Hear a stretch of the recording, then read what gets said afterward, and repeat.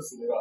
Actuellement, Jésus-Christ, qu'il soit né à Nazareth, qu'il soit né à Capernaum, qu'il soit né n'importe où, Jésus qui est notre Dieu est encore sauveur. Jusqu'au jour où la trompette va sonner. Le jour où la trompette sonnera et qu'on va l'écouter, Jésus-Christ qui va apparaître là, comme la Bible dit dans Matthieu 24, Jésus ne sera plus sauveur, il sera dans le juge. Or, Jésus le juge, il vient sélectionner les produits raffinés par la parole qu'il a dit sur la terre pour amener ces produits devant le Père.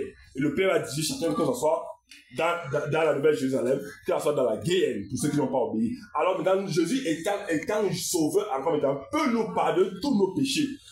Peut pardonner ceux qui ont été homosexuels hier, lesbiennes hier, peut pardonner ceux qui ont menti hier, peut pardonner ceux qui ont fait les faux papiers, les faux documents pour réussir, selon le langage du monde, peut pardonner ceux qui étaient encore des hommes pervers, peut pardonner qui que ce soit. Actuellement encore, Jésus peut pardonner. Jésus est le sauveur, c'est celui qui pardonne et c'est lui qui donne la force. Mais le Jésus qui viendra à la fin des temps, à la fin de toutes les choses, lorsque le soleil aura le jugement, la nuit aura son jugement, ce Jésus sera juge et il ne vient plus vous pardonner. Jésus encore est sauveur. Et il est sauveur de toutes les nations, de toutes les races, de tous les continents et de tous les pays.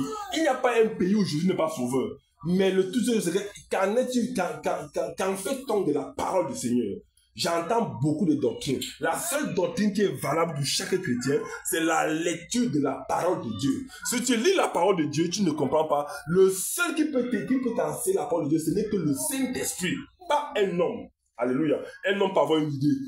Mais après, les hommes peuvent se tromper. Mais le Saint-Esprit t'enseigne la parole si tu demandes. Alléluia. Nous allons méditer sur le livre de Luc 14. Et c'est un livre très intéressant pour notre foi. Alléluia. Nous donnons